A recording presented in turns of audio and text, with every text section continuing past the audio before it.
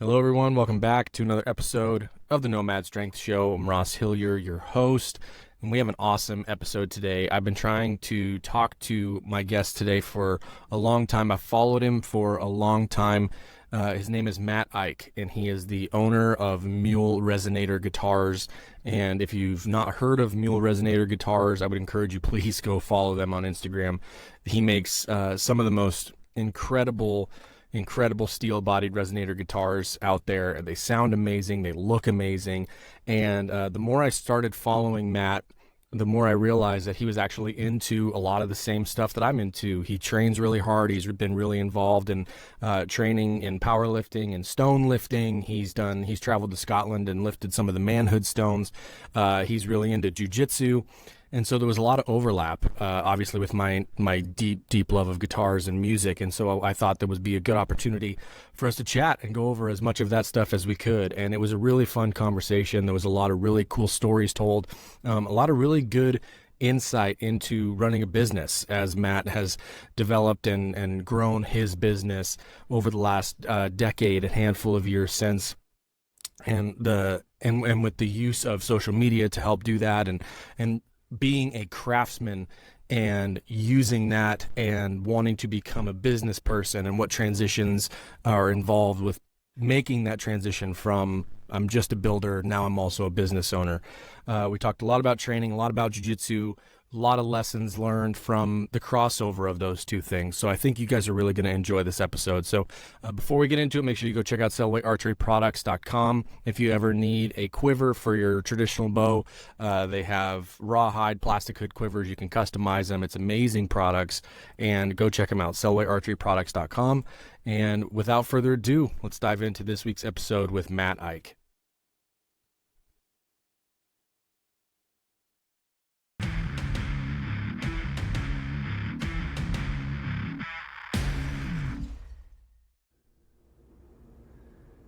All right, it's working. We are in like Flynn, dude. Pros. All right, the pros. All right, guys, welcome back to the Nomad Strength Show. We are on round, I think, 6 of trying to make this thing, make this conversation work today. After a bunch of failures technologically yesterday, and electrons were getting blocked in the air, and just a whole bunch of nonsense, but we've got good internet and we're making it happen today. So I'm really pumped to bring Matt Eich from Mule Resonator Guitars on the show today and get into all the stuff we were planning on getting into and did a little bit yesterday, but now we've got much better opportunity to do it. So, dude, thanks for making time again, and this will be the time, I promise. I think we've had so much practice with it now, like we can't screw it up. We might just have to, this will just turn into our own show now. We've like just got this thing going now, and we'll just make it our own thing. Exactly. Nobody's supposed to know how many times we messed up. We're total pros. It always works the first time. That's right. Well, dude, we're gonna have to start back at the beginning. Because there was a couple of things that I was actually thinking about as we were talking yesterday that I wanted to kind of explore down into a little bit. But Cool. you own Mule Resonator Guitars, and I've followed the page for years, and because I have always loved resonator guitars, I just have always loved that sound. I grew up listening to old blues music, and that slide sound on those steel bodies, like that just hits deep in me. You know what I mean? Totally. And so I've always loved him for that, and you make really awesome ones. And so I wanted to kind of just start with a little bit of the beginning parts of that journey for you, because I mean, we talked yesterday, but there was a moment where you said you were watching somebody play one live, and that was like a very intense moment for you. And so how did that kind of all begin the process of now you have a company that builds them? Yeah, so I went to a guitar making school out of high school. I was really looking forward to working, and I wanted as little schooling as possible. So I ended up at Roberto Venn in Phoenix, Arizona, and it really opened my brain to this whole world of craftsmanship. I went there hoping for kind of like this side gig while I pursued my rock star dreams. And it really kind of changed my path. I saw the level craftsmanship involved, the thought involved, but also how the instruments affected music. When you pick up one instrument, you make different musical choices than if you pick up another guitar. And when you get that in the hands of a musician, it's just total magic. You know, some of the best players on the planet, what would you do with this instrument? And so that's the path I took, and I ended up at Hudson Dalton Guitars for a few years.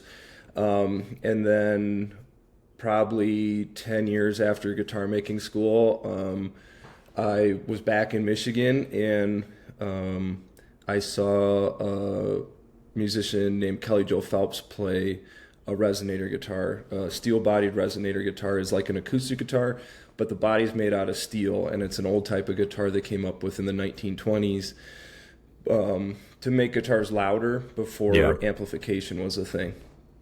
And so there was one man on stage with this metal-bodied guitar, and Kelly Joe Phelps, he unfortunately passed away a couple years ago, but he was on like a different spiritual level of music. When he walked on stage, and me and my friends who knew him too all have talked about this, when he walked on stage, it was like he was pulling this curtain away and showing us something. He didn't talk very much. It was this meditative moment. And so it was one man on stage with this metal body guitar, and that guitar was able to stand toe to toe with that feeling, you know? And even people who didn't play guitar got it. You know, they're yelling up questions about the instrument in between songs. They couldn't help themselves. Like, what is happening? And so I left going like, I got to figure out how to make these things. But I had never cut a piece of metal. I'd never welded a piece of metal. I didn't know anything. So that kind of kicked off. Kind of the beginning of Mule was about 2 years in this little closet in my brother's garage on YouTube, you know, like literally starting with how to cut metal. Like, oh, you can use tin snips, you can use circle shears, you can use forearms, and then just if you're tin snipping. Oh, totally, yeah, like grip strength, man. And that's how it started, because I was poor as shit, and I didn't know anything, and so it was like buying the tools that I could, figuring out why that wasn't the tool to use. And then trying to figure out how to make a resonator guitar without ever having a resonator guitar. Interesting. And it was extraordinarily difficult. I built 4 guitars in the first year. They were all trash, just total garbage. And I had run out of money, and so I ended up back at a factory as part of a temp agency. And it was this automotive place. Engine blocks on a CNC machine. Man, I was distraught. I was just like, this is a good idea. Like, at the time there was one company making them in mass, and then some guys throughout the world that kind of sort of made 10 a year or something. So there wasn't a handmade alternative. So there was a good, like, you know, avenue there. But found myself back at the factory, and I was like, man, I'm so close, you know. But I had thrown up like this really crude website, and I worked at that factory for about a month, and I had 12 people on a wait list. And I was like, okay, you know, I'm making $9 an hour killing myself swinging engine blocks. I might as well make $6 an hour making these guitars for people. And then the wait list never went away. It started growing, and it started growing, and it started growing. And that was 12 years ago, and we've made 2,700 instruments by now, and That's awesome. I've got 6 guys who help us make them, and we're still here. Technical question for you about the guitars themselves, because when you go to guitar school, you're obviously learning how to build them out of wood, right? Like, from a, I mean, I'm sure the principles of design are still the same, right? But like, what sort of things were you having to figure out to build it to make it sound good now that you're using a completely different piece of material outside of just like you said, cutting and shaping and putting it together? But like, does the inside of it vary drastically from like what a regular acoustic guitar would be to create sound, like how you actually putting it together. Well, so that was kind of the interesting part, because with resonators, like the company that's been around for 100 years, or kind of sort of, the first company was National Guitars, and the new National restarted in 1990. Resonators for 100 years were blues slide guitars. They were set up with really high action. They were for one genre of music. So when I started making resonator guitars, the thought was positioning. So, they've been around for a long time. If you see a metal-bodied resonator guitar on TV, it's a National. Yeah. They've been around forever. Why do that thing? Play your own game. And so my thinking was, instead of building resonator guitars like they had been built, my job as a builder is to contribute a different musical tool to musicians. So I'm not going to try to do their thing. I'm going to try to find my own thing. And there's been a lot of guitars made in 100 years. So I started approaching the resonator guitar more like building an acoustic guitar, with certain principles of, how to get the back moving and structurally what was going on inside the instrument. So in that way, I was a little bit more flexible. I wasn't trying to just replicate what had been done. If I make something that reacts differently and sounds differently to a musician, it's going to be more valuable for them. And so that's the road that I took. So having that background in wood-bodied guitars was really, instead of being like a detriment, it was really a positive, because I approached it completely different. I didn't buy a 1932 National and hold it up as the holy grail of everything, because that's not the way things work, man. Yeah. It's like same thing with lifting. It's like everything works, but what are you into? What are you gonna get into? And that was kind of the start of it. That's really cool. I was gonna tell you too, I had a somewhat of a similar kind of concert experience that you had mentioned, where, dude, he was the opener, and I don't honestly even remember who we were going there to see, because I was just blown away by, but his name is Martin Harley, and but he plays, and his isn't a steel one, his is actually a wood one, but he plays the lap slide, and it was, and I can't remember the name of what type of guitar it was, but anyways, we went up, and it was just this little place in Boise, next to this record store, and he comes out and he's by himself, and he's wearing like not a three-piece, everything without the jacket of a three-piece suit. So he's got the vest. He's like, he looks like he's out of Peaky Blinders, right? And so he gets on stage, and he's like this British dude, and super thick, like British accent, like almost need the subtitles, like when I'm watching Peaky Blinders to hear him, right? And he sits down and he starts ripping like the most Southern Delta blues stuff, and in his voice, like when he sings, and it just totally same thing. Like everyone in the crowd's like, whoa, like what is happening right now? Like it was one of those types of moments, and it wasn't maybe 4 or 5 months after that where I ended up getting I should have brought it here so I could show you, but I have an old Gretsch like Dobro that I got like super cheap after that, because I'm like, dude, I gotta mess around with this thing, because it was just so freaking fun to watch. It gets in your blood. It's fun to watch, and I've never seen anybody play it like he did. No other instrument does that. I know, and I've never seen anybody play it like he did. And he didn't ever have the picks on his finger. He did everything just fingertips, and was able to just, it was seriously just amazing. And that, like, I've always loved that sound, but then he came out and did that, and that was like one of those same type of concert experiences where you're just in a trance like the whole time, and you're just like, dude, what am I watching right now? That experience is like, there's nothing else like it. Right? Like, in what other part of the human experience is there 1,000 people all gathered together to see this one thing, facing the same direction, feeling the same things? I heard somebody say that music expresses emotions that words alone can't. And it's like, it's exactly that, and 100%. It's just, it's the most important thing, and everybody has those concert experiences. Yep. That's like why we go. Exactly right. It's like, I remember when I saw so and so in 2007 in Chicago, and it's just like this pivotal life moment. Dude, the first I hold it up as being extremely lucky that this was my very first concert in my entire life. I was 7 years old, and my mom took me to go see B.B. King, and so this is like 90. I'm 32, so this was like 98 or something like that. And and dude, he was still sitting down. He had just started the point where he's sitting down because he was kind of getting a little on.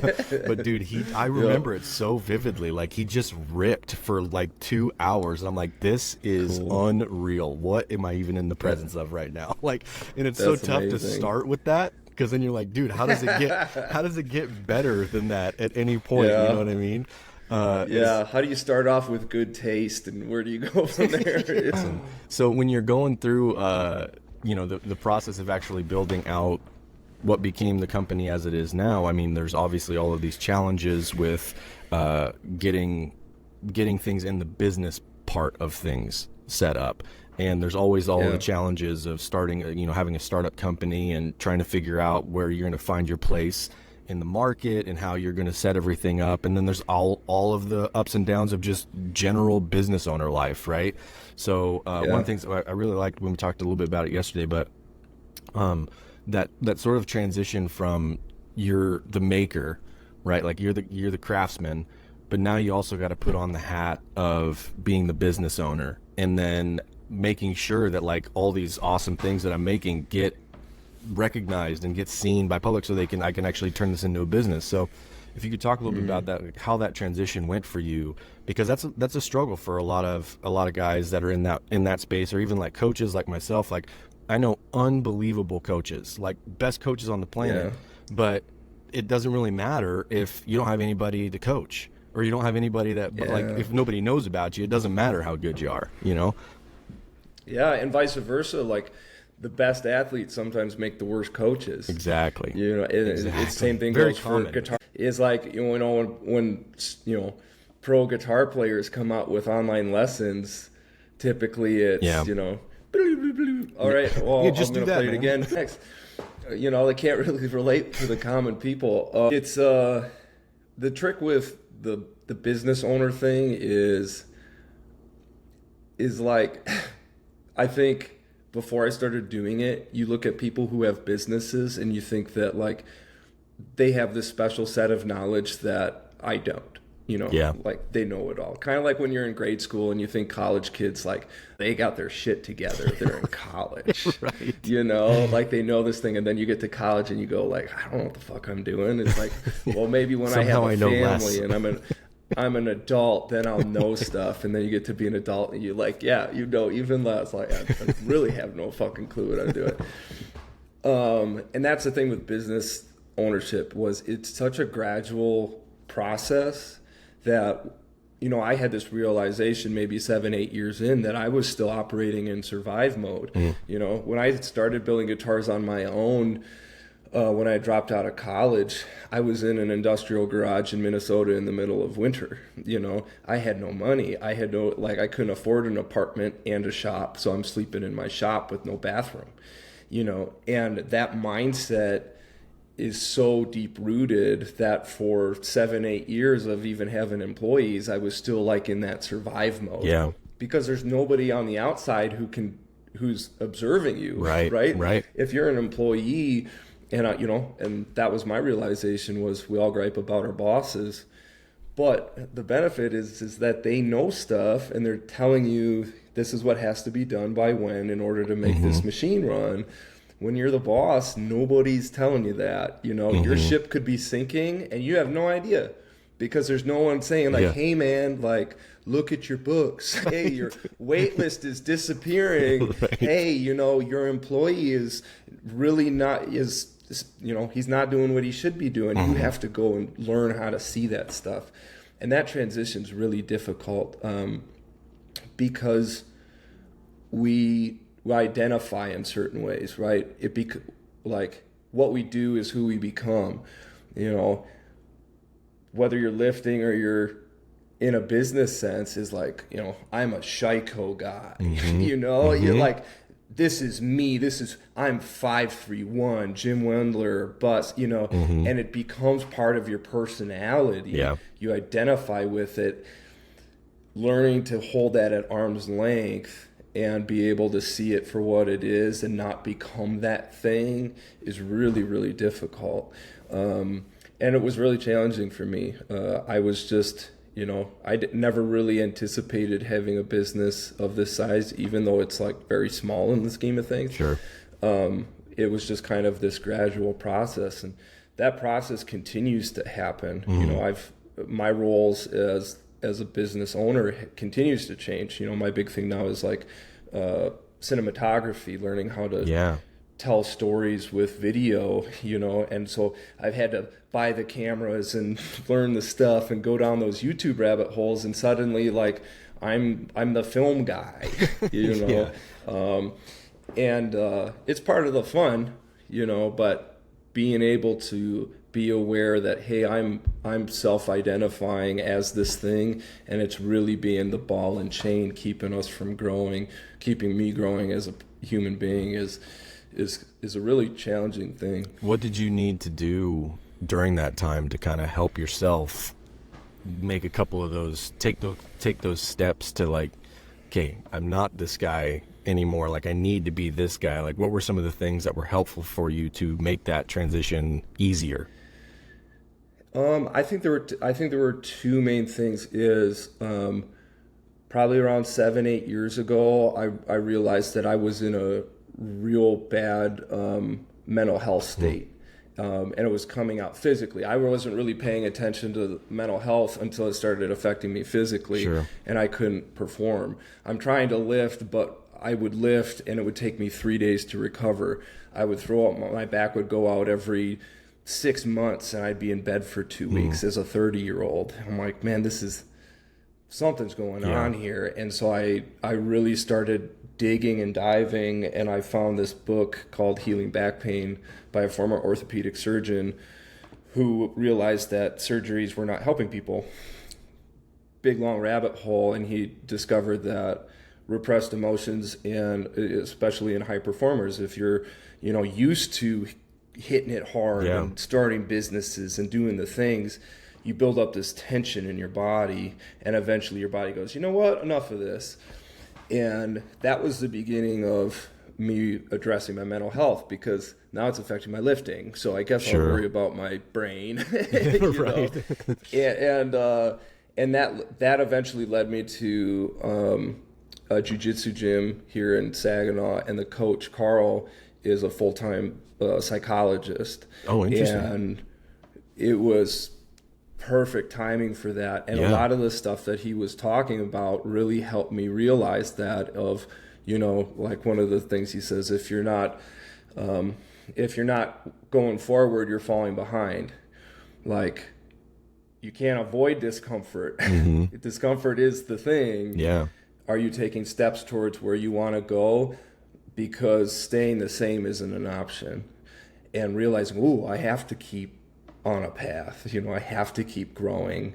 And a lot of times those decisions, whether it's physical, you know, culture or a business, we identify with something and then we latch onto it because we know something now. Yeah. Right? Yes. This is our thing. I know how to do this. And it was really uncomfortable learning how to do something else or being a different person, you know. So this is who I am. And learning to let go of that and become somebody new is always uncomfortable.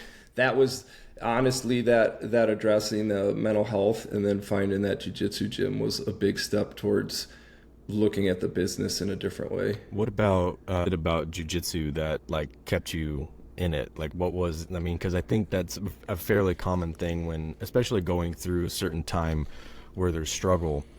A lot of guys that I know that have found jiu-jitsu, it, you know, not to say like it's a way of, because I think people would see it from the outside and be like, oh, you're just masking it by going over here and doing this thing. But actually it does a lot more than that. Like, it helps you deal, like you said, it helps you deal with a lot of the stuff actually, rather than getting away from it.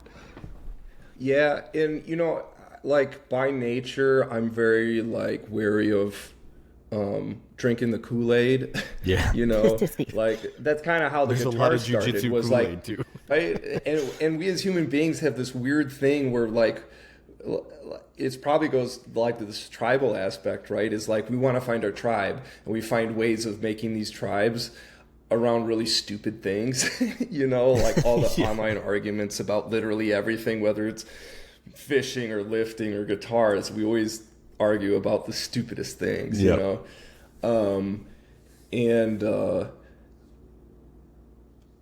that's how I started the guitars. Was everyone was saying the same thing, and I was like, ugh, I'm not going to talk about the guitars and the gear stuff. I'm just going to say music is cool. These guitars are cool. Like, let's have some fun. Right. And so I'm really wary of those rabbit holes. The thing for me with jiu-jitsu on like why it helps outside my life is, there's a lot of things involved with the act of doing it, exposing yourself to anxious situations, problem solving, et cetera, et cetera. Now, my opinion on that is it can help you develop those tools, but you have to like very consciously integrate those things. Right. If you're not going to jiu-jitsu and then coming home and putting thought into, now how do I apply that to the rest of my life, it's not going to happen. And honestly, like for some reason, I think we as human beings are like extremely specific. Our squat's going up, but that doesn't make our deadlift go up. Right. Right. Why? It's like if from an outside perspective, it's basically the same thing, right? Right. It's like, well, why doesn't that help each other? If I'm a cyclist, it's not going to help my marathon time. If you're having trouble at home or in a relationship, the best thing to do is like exposing yourself to having those hard conversations. Jiu-jitsu isn't like right, the save all. I'm not going to cold plunge and suddenly get better at talking to my wife. Wake up a millionaire if you start cold plunging every day, dude. Yeah, exactly. That's what they say. All your dreams will come true. Yeah, 30 seconds in the cold plunge and your problems will go away. But for me, the thing that jiu-jitsu does that no other physical thing I've done has is that camaraderie. I can be absolutely at my lowest, and I know if I get in that car and I go to class, there's going to be, my core group of 5 or 6 dudes, and there's going to be 20 other guys who are, they're on an upswing. They're feeling good. Yeah. And I get in there and I get some of that energy out, and I'm around that vibe consistently. I know 3 times a week I'm going to get that vibe, Yeah. And now you're exposing yourself to that vibe, and it gives you this little bit of space to where now I can go home and go, okay, what do I got to do? When I was lifting, I go to the gym, I put my headphones on because the music sucks. I'm no offense, but like in my experience, it's like I'm around a bunch of meatheads with spaghetti, tank tops, and they're all 27 years old. Right. I don't come away from the gym feeling like, okay, I feel like, better. Like, Sure. Yeah, my anxious energy is out, but I don't really feel supported by other human beings. Right. And for me, jiu-jitsu is like, even more than like a CrossFit, where it's like, yeah, you're all doing the same stuff, but you're kind of doing it independently. If I'm rolling with Joe, we're working. Yeah. He's helping me, but he's beating on me, and I'm helping him, but I'm beating on him. And at the end, it's like, man, you killed that. Hey, do this instead. Hey, etc. Hey, how's your wife doing? How's the kids doing? Etc. Says, great, see you later. Yep. And that's what we're missing in life, right? Is that consistent camaraderie. We all, go to work and then come home to our little hidey holes, and then go to work and come home to our hidey holes. And, like, of course we're a mess. Seriously. One of the things that I've made the analogy a handful of times before, but one of the things that I noticed that was really helping me when I started rolling was, so I also, I hunt, I do all this outdoor stuff, and I shoot traditional archery. So I got a recurve, right? So it's a very, like literally just, sticking a string and an arrow, right? and Yeah. there's no space for me to not be totally mentally dialed in, because Yeah. like with a compound bow, or even like if you're shooting a rifle or whatever, there's so much equipment and technology involved that like I can almost Yeah. kind of let my mind drift and I'll still hit, relatively close to my target. Dude, if I'm shooting a recurve and my mind drifts even a second, I might miss Yep. the bag completely. Like that's how, Yeah. and it's the same kind of thing with jiu-jitsu. Like just because of the nature of what it is in the middle of a roll, like you can't be focusing on outside things, Right. because you got a dude trying to break your arm. Like you Yeah. got to be in the moment Yeah. solving that problem. And that's one of like literally those two things. Like, and I shot compound bow for a long time. I never had that experience until I started getting into the recurve stuff. And the only other thing I've even been able to compare it to is doing a jiu-jitsu roll where I can totally just like space out and focus on, and even just playing guitar too, because like you get into those zones when you're playing and like literally the world just shuts off, right? But there's like those types of things where I have to be so dialed in mentally to this right now, because like the outcome of this depends on me not letting my mind drift. And it's really one of those in a meditative sense. Like you don't realize how much mental focus those type of things take, and most people don't have anything in their lives that require that. And so like where you have to be like, there's a bad outcome here if you aren't paying attention. You know what I mean? Like if I'm outside shooting in my backyard and I let my mind, dude, that arrow's going through the cedar fence and maybe hitting the house next door, Yeah, there's real repercussions here. Exactly. Yeah. Yeah, that flow state, those activities that we do that get our brain into that flow thing, I think is so, it's so interesting because Jim Wendler's quote about majoring in minors. Yes. When 531 program and everyone chimes in is like, man, I love your program. Been doing it for years, but I've been throwing in a little bit of this and a little bit of that, this and I love that quote about majoring in minors, because whether it's lifting or guitar playing or shooting a bow, we all do that. Like, guys will spend their entire day arguing about, whatever. I don't know anything about compound bows, but like, I'm sure people argue about certain sights, rests, or, there's what so this much cam diameter, and it's just this speed bump. Yeah. It's just this speed bump to getting into that moment. And I noticed that with guitars, with the first few like pro players that got one of our instruments, I was going to show off. I was going to be like, okay, hey, you are my bucket list guy. What kind of wood do you want on the fingerboard, nut width? I can do this and this and this. Let me show you my luthier skills. I can build exactly the instrument that you want because you're a pro and you live on this instrument and you need it exactly like you need it, don't you? And every single guy was like, I don't know anything about that stuff. Just like do what you do and I'll figure it out. I'll make it work. Like, most guys don't even know what strings they put on their guitars. Yeah. And it was just I was just like, holy smokes, like what? Like this is completely opposite of what I expected. And I read this book called Blink by Malcolm Gladwell, and he had this story, big long story about something that happened in Russia about trying to get cities to let the government store their nuclear waste outside the city.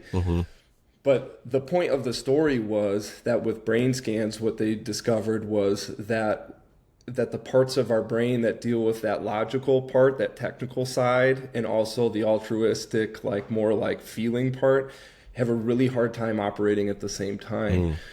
And so if the takeaway from that, whether it's majoring in minors with 531 or guitar or shooting bows or whatever it is everything costs something.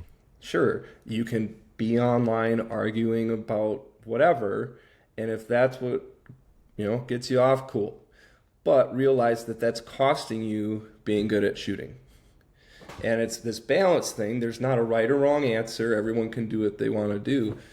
But everything costs something. That's a reality of life. And so if you're not being aware of where am I spending my time and energy, that's a mistake. You know, if the best players in the world who make their living making music that people listen to don't know what strings they put on their guitars, there's a lesson there, Yeah. right? Like all of us little amateurs who have like a half hour a week to practice, and we're going to argue about whether we should use 250K pots on our humbuckers or not. Yeah. Like, you're wasting your life, you know? Like, there's real implications, like you said. It's like there's real repercussions for that. That's one of my favorite things, seeing, I've had that same thought, just following all of the guitar accounts and guys that are kind of like on the social media guitar guys, right? And it's so funny because I've always had that same thought too, because it's like, dude, I don't think any of this, like, this stuff doesn't matter as much as you think it does. Like, unless you just like enjoy it, and you like being the gear nerd, and when you want to get into all of that kind of stuff, and there's that portion of it. Like, I know a lot of those guys, because there's those guys in every, like, there's guys in the bow world and everything, where it's like they're the gear dudes. So like every little, like, they dig that's their thing. But like for most guys, it's like, dude, if what you're trying to do is copy that dude's sound, you're never gonna do it because you don't have his hands. You know what I mean?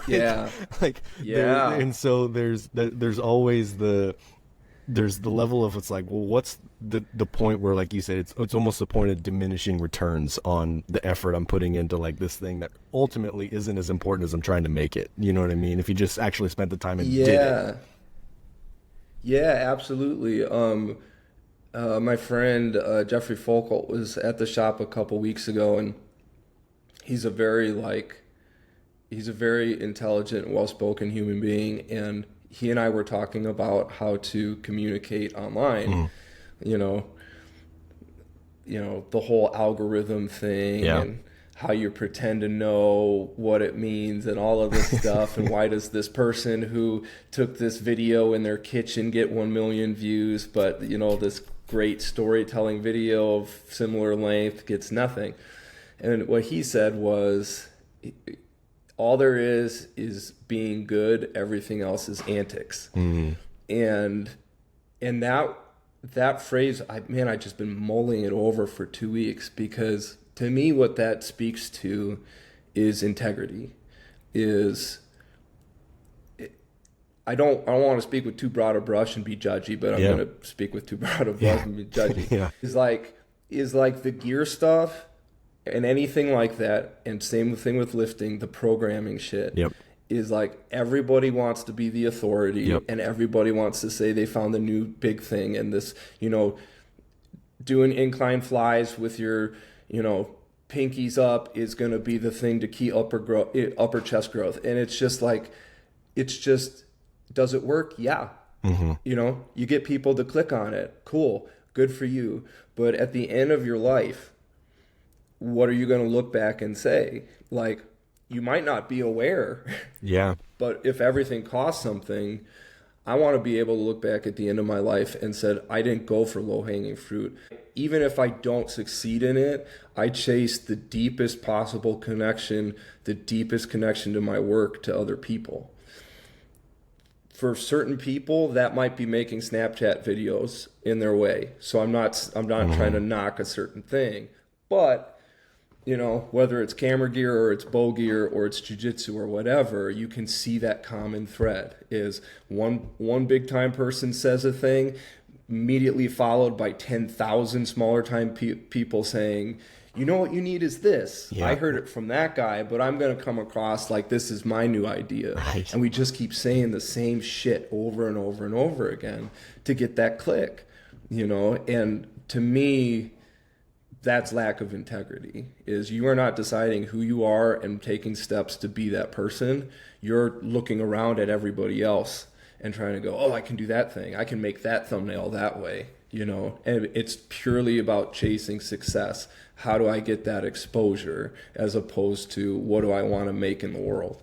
So that's my ranty rant there. But but I think it's just interesting that we as human beings do that regardless of what we're doing. Yeah, it is. Know? And I love that line that he said too, because that's also something that that I've been thinking about for a while as it relates to, you know, in the fitness world, like, dude, it's just so saturated, right? Like, it's just so saturated, and it's filled with a lot of those people, like you had just said, where it's like, and really, there's no new information, right? Like, we in the last like 40 years of fitness stuff, I can point to like 4 people who have like actually changed the game for like the better, right? Like, I mean, it's Louis, like, you know, for better or for worse, it's Greg Glassman, you know, like introducing the CrossFit model. Like, there's a couple of those guys like that really did like bring something somewhat new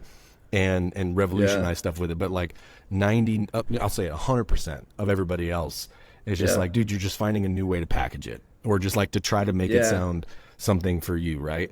And in coaching, because of that, because everybody's got a program, everybody's got everything, like, I've always thought, you know, for these last few years specifically, where it's like, dude, if I just be like the absolute best version of this coach that I am, the way I like to do things, it's like, if I can get my dude from A to B, like, get him the result he said he wanted, like, and do it in a safe way where he's healthy, like he's got his stuff together at the end of it, like, that really is all that matters. Right, like, it doesn't 100%. It's just like, can I be the absolute best that I can do this at, and then like everything else, like, I'll figure it out. But it's like everybody puts too much stock into the other stuff rather than the thing that they're trying to sell. And it's like, well, there's no difference in 10,000 of these guys that are just doing the same thing. Like, you're all at the same level of, you know, efficiency, I guess you could say, you know. Yeah, and that's interesting because, like we were talking about, is like everything costs something, and if I spend my time and energy looking around at people to see what's working, so maybe I can do that thing, you're spending less time looking at yourself. And, you know, how do I be the best coach that I can be? I coached football, high school football for 12 years, working with JV, 14 and 15-year-old kids, and absolutely fucking loved it. What I learned from that was, like, being a good coach is being able to look at yourself and try to look at yourself from a distance. What am I holding on to? Identifying with, becoming part of my personality. This is the way. You know, boy, when I started coaching, I thought, you know, getting a 14-year-old kid in there and forcing him to squat to depth, talking all about spreading his knees and pinch those shoulder blades and words. And they weren't getting stronger and they weren't getting stronger. And then it was kind of a combination of me starting 5-3-1, where it was consistency. With, like, the whole thing for me for 5-3-1 was whether you were sick, tired, stressed, etc., you could go in and do some work and consistently progress. And then the other part was starting to follow DJ Murakami, Strong Camps. Dude, on I Instagram, love DJ. The paradigm, and he changed my coaching completely, because what I started doing, because I took it off of his, was, instead of me telling a kid how to squat, I put him in front of the wall. I had him take one step back, put his arms above his head, and squat. And that's all I had him do. And I just, like, okay, do that. And wherever he ended up to depth-wise, that's his level of whatever. We're going to goblet squat, and that's as low as I need you to go. You know? And then, okay, we'll put a barbell on your back, and we'll do the same thing. And it was learning, like, oh, I was really passionate about squatting, so I thought I knew a lot about squatting. So now I'm going to be a coach on squatting, and that means using a bunch of words, when really all I had to do was like print off a 5-3-1 spreadsheet that had, you know, your 2 lifts of the day with the weights that you use, and have a kid stand in front of a wall and try to sit down. 100%. You know? There was I don't know if you're familiar with, his name's Julian Pinot. He runs Strong Fit. Yeah. He's the one who kicked me off into sandbags. Yes, Oh, dude. Me and you are the same in so many ways. yeah. Yeah, totally. I should really be doing this out in my pole barn with my like pile of sandbags back there, because they're like one of my favorite possessions. It's like a super weird thing. They're the best, dude. But he had this line on one of the podcasts that he did several years back, he was just talking about coaching, and he had said coaching, people think, is teaching somebody how to squat, right? But he's like, coaching is actually teaching that person how to squat, right? And he means like looking at it where it's the situation of that dude is going to have a bunch of different things going on, that you can't just throw the thing at him and expect it to be the same as everybody else. So it's like, doesn't matter what everybody else is doing. You got to teach that dude how to squat with cues that make sense to him, and like things that and things that don't, maybe not even apply at all to anybody else in the room. And so like, dude, he was one of those ones that, like, for me, in terms of influence on how I look at movement and how I coach, like, dude, he's right up there with that, just because I love how he thinks about a lot of that stuff. Totally. And those type of people are the ones who are spending time looking at themselves, looking at what they're doing, evaluating the results, and changing what they do accordingly.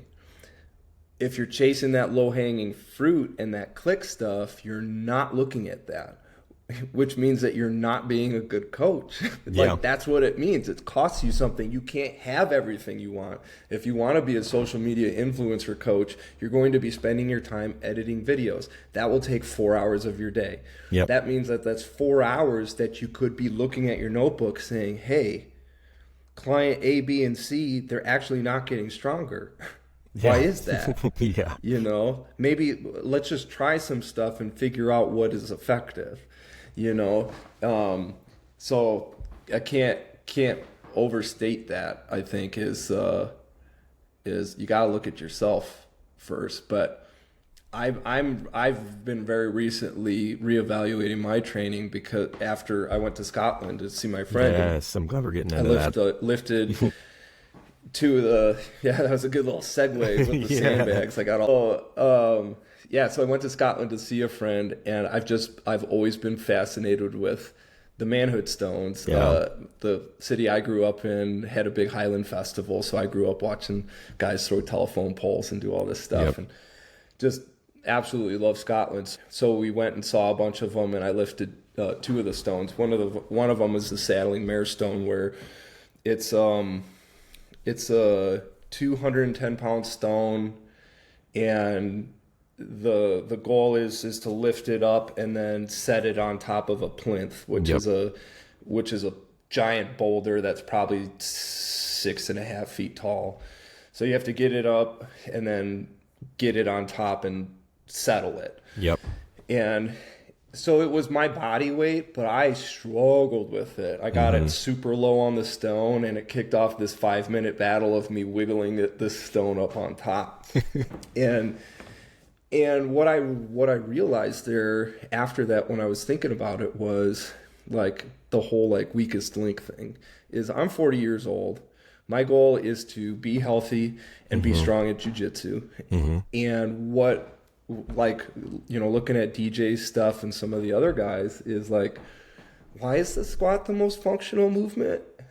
Right. You know, we set a bar on a rack, and then we put our shoulders under it, and then our arms kind of hang out here, and then we sit down, and then we stand straight up with it. And I was like, you know, like it's honestly, to me, one of the most specific exercises, 100%. Right? It's like the most specialized exercise. And I know that there's a whole like counterculture around functional fitness, and you know, if you're not hitting a tire with a hammer, then you're you know, wasting your time. And I don't, you know, that is also drinking the Kool-Aid. Right. But if I can squat 360 pounds but have trouble picking up a 200-pound stone, there's a disconnect there. There's a weakness there. And when it comes to accomplishing my goal, which is being able to, you know, throw a human being, or, you know, get up off the ground and be able to throw them off balance,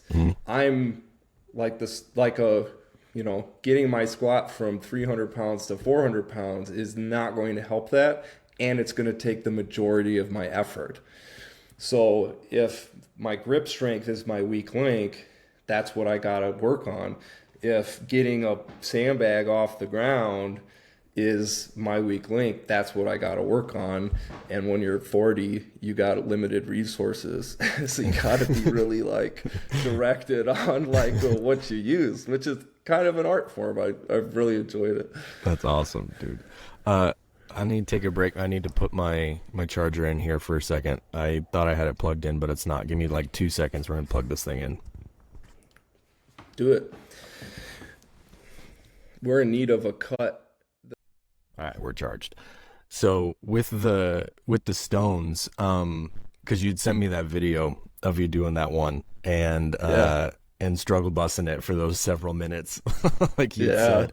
That's one of those things I would love to be able to go and do those things, because those stones and that just and the culture around them is just the most rad thing ever. I just love it so much. But that is, dude, I bet it was probably simple. So do you compete in jiu-jitsu ever?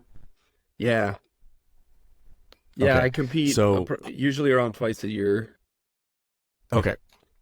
So I've done one, and I'm going to do another. I just haven't gotten it nailed down yet or whatever. Cool. But the first one I did was when I was back at White, and like I was training super hard leading up to it, right? Like I was going 4-ish, sometimes 5 days a week, and the way that we do stuff, like almost all of our stuff is like live rolls. Like we do 35 minutes of live rolls in a class, right? And so like there's some instruction, like we warm up with live rolls, there's instruction, and then we live roll for the rest of the class. So like you're really getting a chance to just like get some good conditioning in too, on top of putting all this stuff together, right? And there was the moment when like you do the first match in your first competition, 5-minute round, right? Which like I've done, or I think mine was 6-minute, but like that's how we do it every day. Like I'm used to 5-minute rounds, but then like you do it in competition, and I walked away and like my hands were just cramped, gassed, and I'm like, what is like, why is this so much different? So I'm watching that video that you had sent me, and I'm like, dude, I bet he's feeling a lot of that same, like, like I've lifted, like I've done 5 minutes worth of work before. Like, why is this destroying me so much? Yeah, my coach will say that our 7th round of comp training feels like your first round at a competition. Like there's no avoidance of like how painful that is. But yeah, at the end of that stone, that was like I was jello. Because that's like, I mean, dude, that's like 5 continuous moments or like minutes of like intense effort. Like not just, there's no real moment where you're not unloaded for a second, Yeah, and just for the people who are going to be listening to it, part of that struggle was I went over to Scotland because one of my best friends was diagnosed with Becker's muscular dystrophy, and he last summer, and so he was starting to have trouble walking, and it was kind of like I had tried to go over there in 2020, and then they had closed the borders, and so it was like, hey, I gotta get over there before you got trouble moving around. And he was already walking with a cane and stuff like that, and so getting that stone, that was the last stop of the trip. We had driven around Scotland for a week, and his stone was climbing up to the top of William Wallace Monument, which is 275 stairs, a spiral staircase. And my friend can barely walk upstairs. Like he has to shift his weight with his hips to get his, and he took 10 steps and was like, man, I don't think I can do it. Like imagine taking 10 steps and and it was like, fuck off, man. Like we're doing it. We're getting here, to the man. top. Wallace's sword is at the top. His actual sword is at the top of this tower. We're going to go see his sword, Yeah. And we got up there, man. It was like the most gorgeous view over Stirling Castle. And we, we're 2 feet away from William Wallace's sword. That's so and that cool. was the first day of the trip. And I was just like, this is fucking heavy, you know? Yeah. And so then at the last day of the trip, the Saddle and Mare Stone, that was our last stop on the last day. And when I picked up that stone, and you know, you have to get it really high. If you get it up high, you can get under it, and there's this little flat spot. So there's this whole like technical aspect to it. Yeah. I got super low and I was like, fuck. Like I'm toast. But I knew like if I set it down, like I might not pick it back up again, you know? Yeah. And so I was just like, let's go. And it was literally 5 minutes of me trying to scooch it up. And then there was this moment where Dave was like, you can do it, man. And I was just like I have to do this. Like I will drop this stone on my skull before I set this down. And I literally pushed it up with my bald head. You know, it was like my hands and my head trying to find any sort of way to do it. You know, and for me, like you talk about like the culture of lifting those stones, for me that was becoming part of that history. You know, like that was our story that we added to that. That stone had been lifted for purpose, you know, thousands of years ago, you know, and that was part of it. So cool. So yeah, real That's powerful. so rad, dude. You mentioned like you were kind of or in the process or recently of kind of reanalyzing a lot of stuff that you're doing with your training. What are some of the things that you're kind of how is your training looking now? You know, because there's the point that I think a lot of guys get to, and it happens at different ages, where you're like, all right, there's things I need to start doing that I wasn't before, right? Because it's like, and one of the coaches that I had for a long time, his big deal, he said, how did he say it?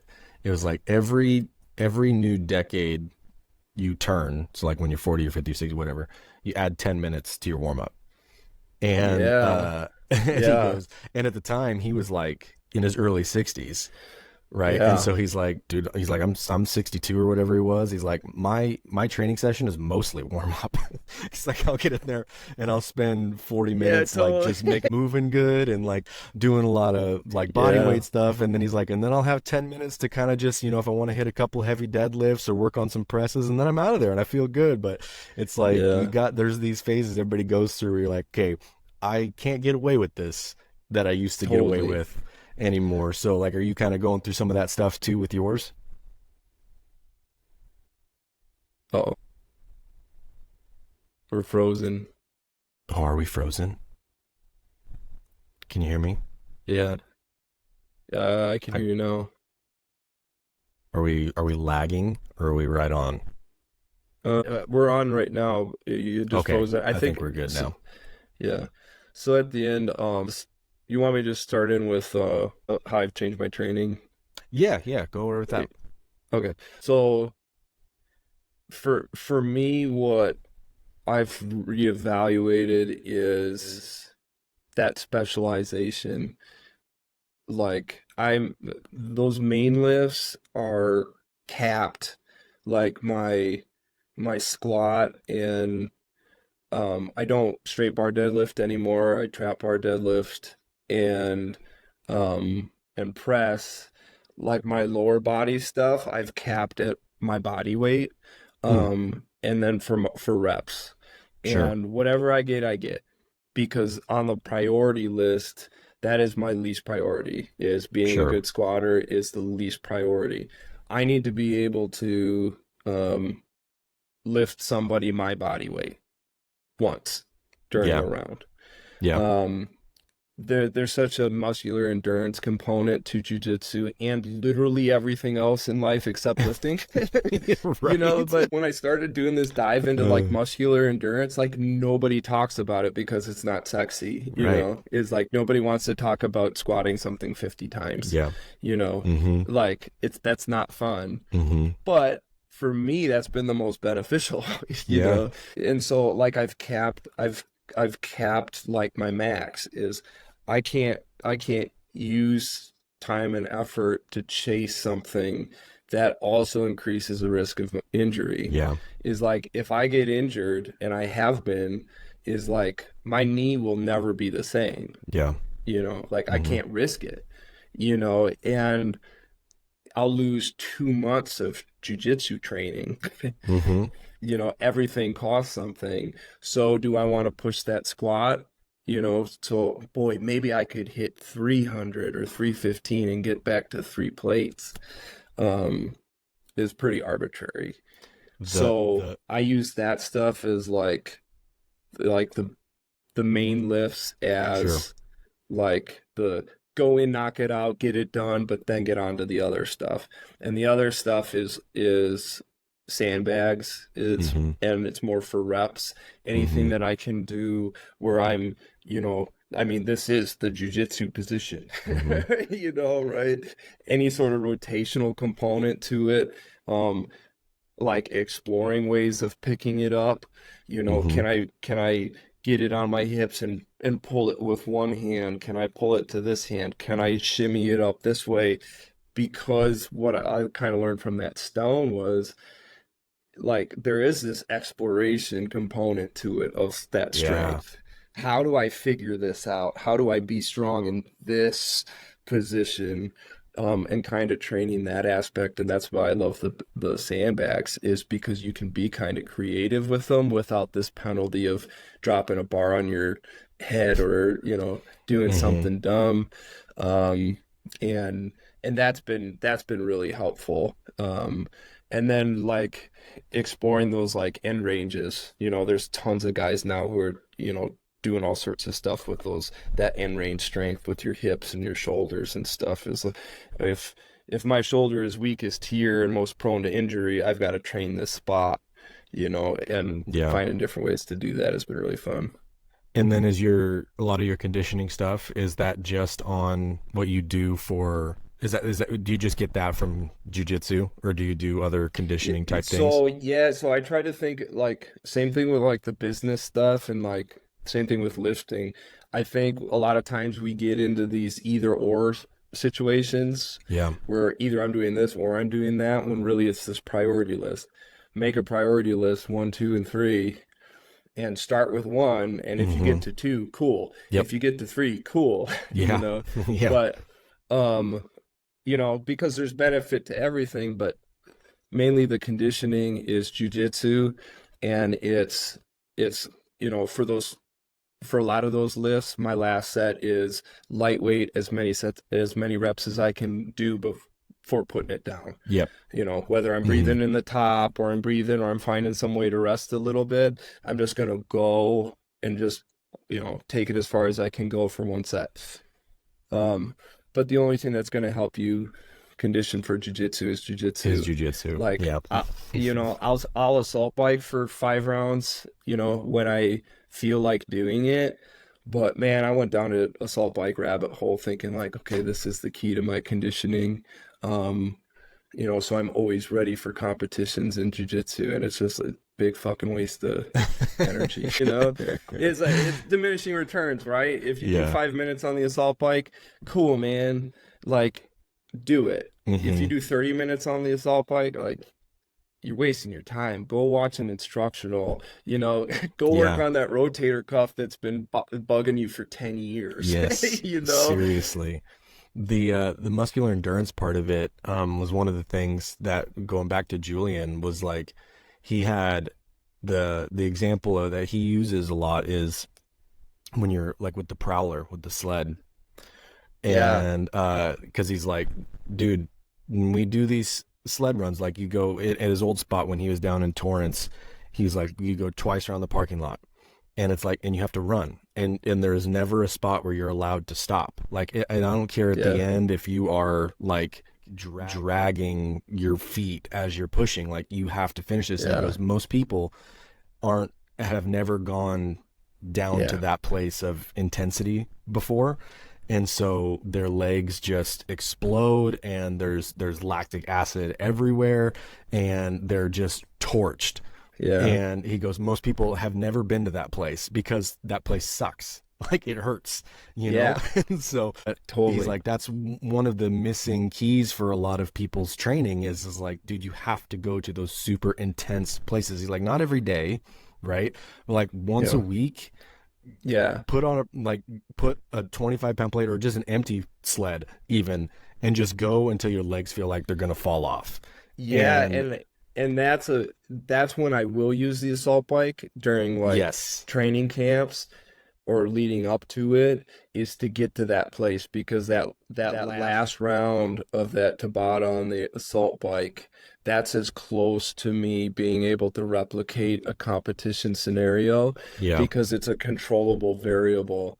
It's really hard sometimes that even in comp training with the guys, if we're doing our like 6 week competition lead up, depending on who you get in your group, depending on what positions you end up in or whatever, what their game is, you may or may not be able to do what you need to do to get to that mental spot.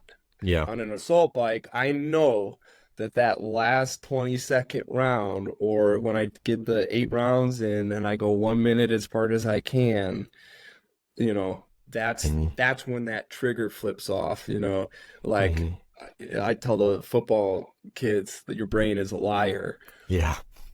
If you haven't got to that point where your brain starts coming up with really great sounding reasons why you shouldn't be doing this right now, Starts making you deals with you.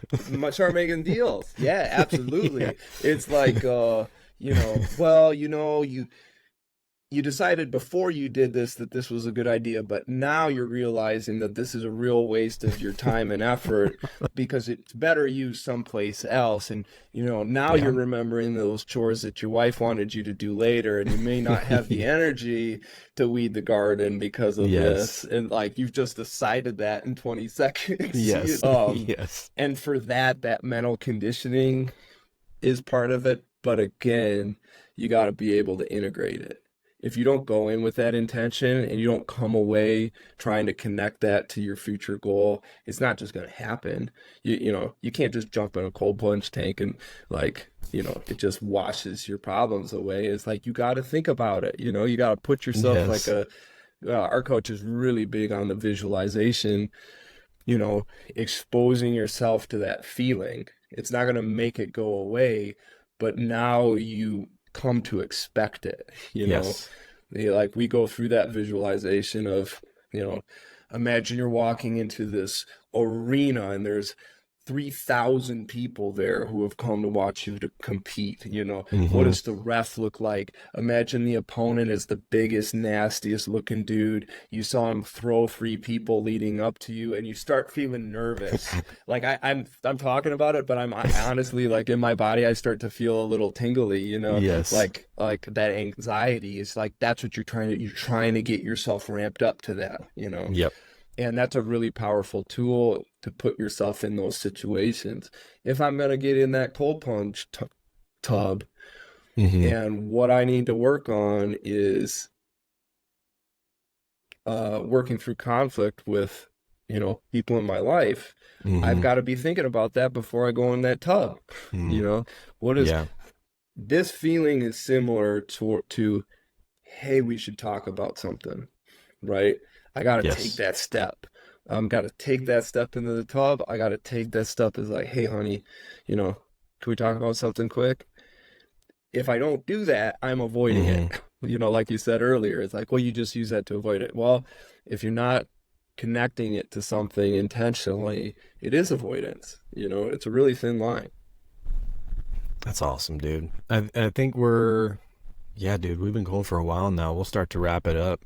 Cool. I appreciate you making time today, man. This was super fun. We probably could do Yeah, this is super fun. a lot more of these and go for a lot longer at some point too. Why don't you, if you've got, people can follow the Mule account and stuff like that, but if you've got things coming up that you want people to check out, like, just plug those, please, so everybody can make sure they're following you. Maybe get on one of them wait lists finally. Yeah. Yeah. I would just point people towards like Instagram. We're Mule Resonator Guitars on Instagram.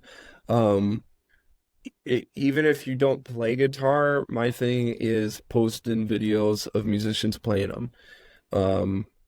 It's not gonna be like a gear page. Yeah. If you listen to music, there's gonna be something on there. You're gonna find somebody you haven't heard of before. So I would just point them towards Instagram and That's enjoy awesome. some tunes. Perfect. Well, thanks a lot, Matt. I really appreciate it, dude. It was good chatting, and have a good one.